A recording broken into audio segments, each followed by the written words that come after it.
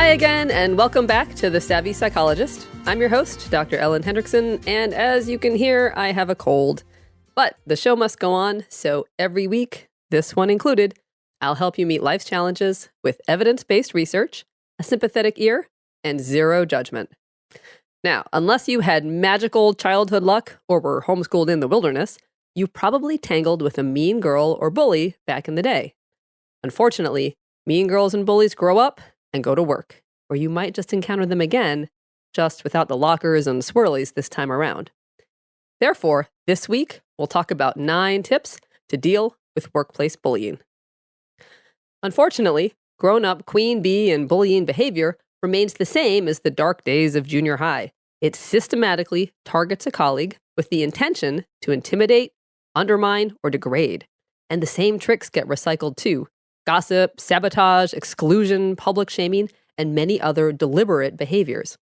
Bullying takes a real and profound toll on stress levels, self-confidence, and, if the bullying is prolonged and unfettered, even our grasp on reality. So what to do? Well, tip number 1 is trust it's not your fault. Sometimes, bullying can be so covert and insidious that we start to question ourselves. You might wonder, am I really the least valuable contributor to this project? Am I somehow inviting this torment by being too quiet, too outspoken, too fill in the blank? Rest assured, you didn't ask for this. You never would have invited being subjected to unfounded criticism, overt exclusion, or targeted gossip that pokes holes in your self-esteem and confidence. So even though it's hard, remember, it's them, not you. Tip number 2 is make immediate corrections. If the bullying is not yet entrenched, call out the bad behavior when it happens. For instance, if you're not into being called Big Tuna or Pamela Ding Dong, say so right when it happens, in public if possible. Say calmly, "That's not my name, please call me Jim." Or, "I'm not on board with that, please use my name." Don't try to joke about it or soften it, which could send the message that you're nervous or vulnerable. Just state what you want. The goal is to show that there's no fun or reward in provoking you. Tip number 3 is don't confront the bully. However, if the bullying is entrenched, contrary to some advice you might see on the interweb, don't confront the bully. You heard that right. Don't demand a change in behavior. Why? Well, put simply, it won't work. Bullying is a systematic campaign, not an oops, my bad. A confrontation just shows the bully that the crusade to get under your skin is working. Tip number 4. Find strength in numbers. A 2013 poll asked over 600 bullied workers what they did to take care of themselves while being bullied.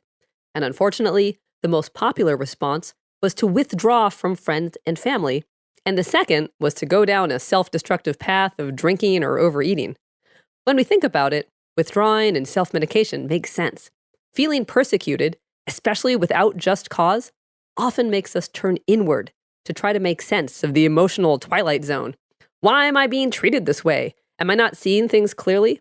Especially if your aggressor is otherwise well-liked or charismatic, or others don't believe you, all of this can be very isolating. However, about 25% of respondents did report taking care of themselves in a healthy way, like exercising, meditating, or spending more time with family and friends. And this, especially surrounding yourself with support, is the way to go. Indeed, a 2011 study showed that bullied adolescents can promote their mental health and protect their grades by turning to supportive loved ones. And thankfully, the phenomenon doesn't stop with adolescents. Turn to your colleagues, family, and friends to help validate your sense of reality and remind you that you don't deserve this cruel treatment. Tip number 5. If you take formal action, keep it about the bottom line. Now, you may be tempted to go to your boss or the bully's boss, but consider going higher. Why?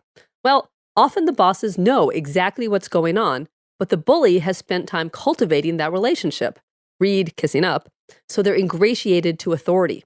So to bypass this, go 2 or 3 levels higher.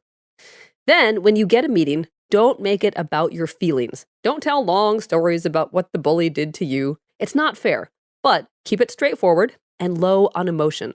Rehearse your story beforehand with friends, family, or your therapist until you can tell it without getting upset. Also, instead of using the term bully, which can conjure boys will be boys images of schoolyard scuffles, consider using the terms abuse or harassment, both of which have legal connotations and are less dismissible by higher-ups. Most importantly, be ready to talk about the problem in terms of the bottom line.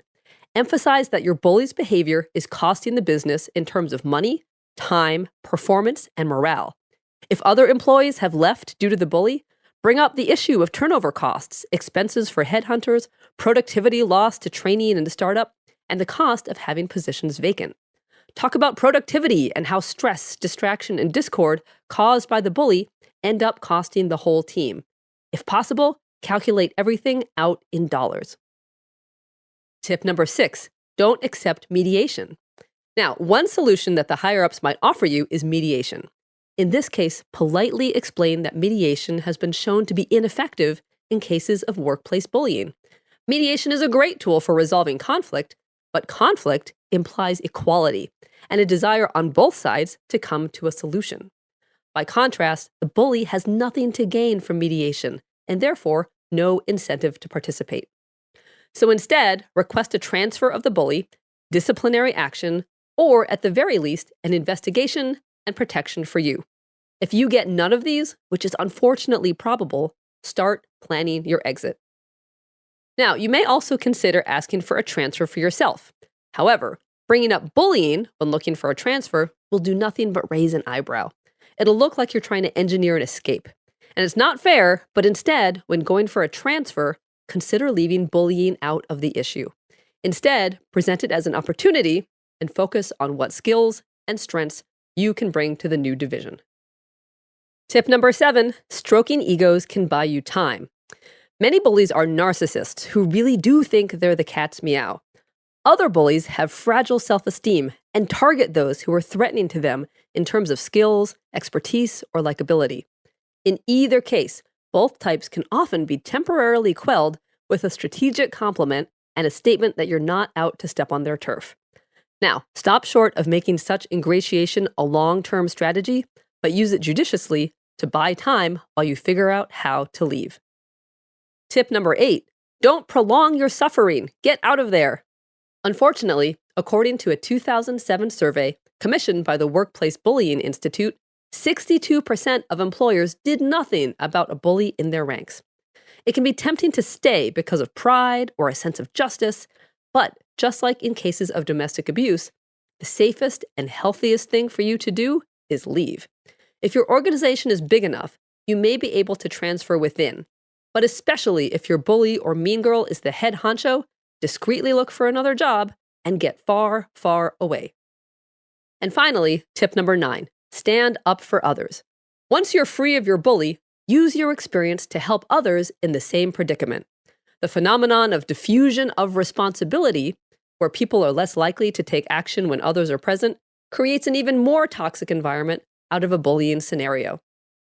Therefore, even saying something as simple as, quit messing with him, or no one thinks that's funny, can send a message to the bully that their shenanigans are not tolerated.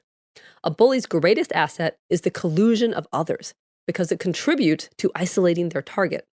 So breaking ranks with the silent bystanders is one of the best things you can do. So do the right thing. You'll feel good about yourself and maybe gain a grateful friend in the process.